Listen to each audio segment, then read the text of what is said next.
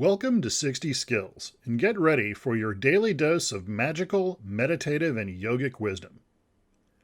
Today I'm talking about the best way to structure your practice to maximize power, development, and progress. The word of the day is ESSSMBVR. That's eat, sleep, sit, stand, and move.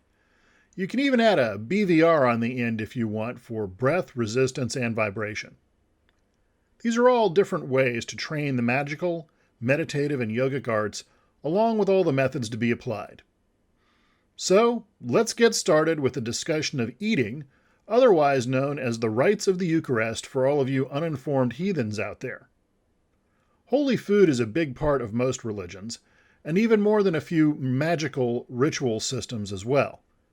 The big takeaway here is that charging something with subtle force, and imbibing it, defeats your external protective measures that make it so hard to use energy to change yourself. The big mistake most people make is that they do this at the end of their practice, when in fact you should do it at the beginning. As has been mentioned many times before, you need to use a temperature-neutral or cold substance, as hot substances like your mother's spicy meatballs bleed energy. Next, it should be shelf-stable. Physical matter picks up energy over time and it builds. So, repeated charging works particularly well. While the holy hamburger has its limits due to decomposition, your bag of magical croutons works particularly well, as does beef jerky for those of you who are low-carbing it. FYI, this charging should take a good 10 to 15 minutes at a minimum. A single string of beads works well, and I vibrate the energy into the substance in question. Next up is sleeping. And while everyone here is familiar with Yoga Nidra, a better way of thinking of this is laying down. But blossom sounds a little fruity coming off the tongue, and I'm not running a love guru cult here, so we'll leave that alone. Lying down allows you to really work on the qualitative aspect of whatever energy you are working with, and the out-of-body aspect of whatever is going on. This is about getting used to the information or knowledge-based aspect of the thing in question. If you are dealing with something like deity fusion, this is particularly easy to understand, as the entity in question can talk to you when you are fully relaxed. As for forces, such as the energy of the letters or Kabbalah, this allows for a projection of your consciousness into the realm of the associated energy. Additionally, it takes a good 10 to 15 minutes for the power of the substance you just ingested to penetrate your system. So, lying down for a moment gives this time to work. Now we have sitting. While sitting on your big fat behind is rarely productive outside an office space type environment, the magical, meditative, and yogic arts are an exception. Sitting allows a practitioner to simultaneously work on both the qualitative and quantitative aspects of the issue at hand. In this case, it's about an 80-20 or maybe a 70-30 split. And practically speaking, if you started with charging your bag of holy croutons, then you've already done this. But stopping now is a little like leaving out foreplay, so a bit more of an explanation is in the offering. Sitting allows for a level of stillness that facilitates subtle communication, otherwise known as clairvoyance, as well as out-of-body projection. This is pretty simple in that it takes very little neuromuscular tension to maintain an upright body posture. This, in turn, allows for a very high degree of both concentration and relaxation. That same tension, however, combined with the force of gravity more effectively acting upon your spinal cord than it does when lying down, allows for some degree of development of power that you do not get from a supine position. Some people even leave out the laying down part and just roll that extra time into seated practice. Which you do is up to you. But this might be a better way to go if you tend to fall asleep. Likewise, if back problems are an issue, lying down can allow you to concentrate pain-free and is often better. Finally, for some people who experience back pain while sitting, do not do so while standing. So there is that to consider as well. Now, some call it holding posture, others refer to it as asana, but in most cases it is a different way of standing around. If you understand the idea behind pathways of energy, what some call channels, then getting off our buttocks and onto your feet makes sense. This method mostly involves placing the body into a given position and holding it there. It can be done for a few seconds to 5 minutes or more, depending upon the system in question. Doing this trains the power aspect of the things and provides a little information as well.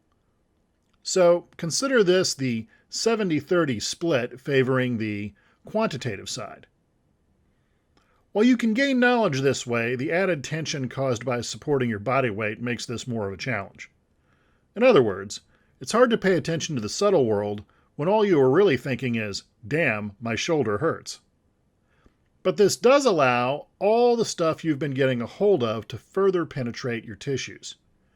In general, this means the ligaments, tendons, and infamous fascia tissue everyone is nattering on about in the yogic or gym bro world. As a practical matter, this is the stuff by which all that subtle energy gets transmitted into the body. And the stronger these tissues are, the better it is integrated. Well, the better all this business works anyway. Some even posit that all your subtle bodies are really just made up of progressively more subtle versions of this kind of tissue. Who knows? But it is an interesting thought. Finally, we have movement.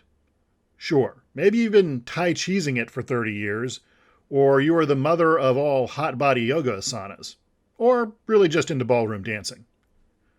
Ultimately, this tends to be the strongest way to move all that subtle energy around.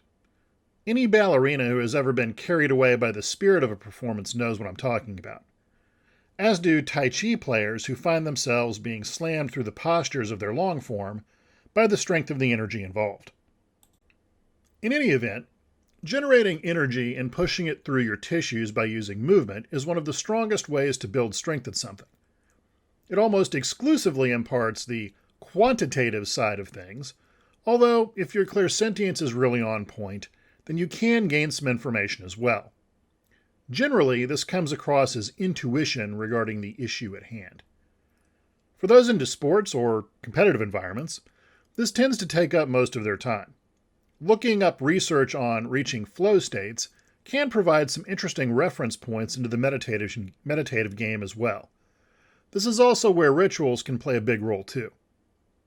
Just remember that you have the best Tai Chi or Qigong in the world, and if your fight game isn't on point, you are still going to get destroyed by anybody who has spent 6 months in a mixed martial arts school. Tai Chi fails make for an interesting, if not sometime painful viewing experience. Just make sure none of this applies to you. Now, a few other ways exist that can be included into your practice. Things like breath control or pranayama for the yogic crew have a big effect upon that subtle energy dynamic. Not all schools have these techniques, and if they do, they tend to be somewhat primitive. But there you have it. Vibration, or the use of mantra, is also very common. Whether this is the Bodhisattva vow, reciting 1,000 Hail Marys, or working the Kabbalistic letters is all a part of the game. But mantra is a powerful source of stored egregoric force. It can also make you look and sound like a crazy person to virtually everyone else looking on. Now, resistance is an interesting one, and something outside traditional martial arts circles tends to get little attention.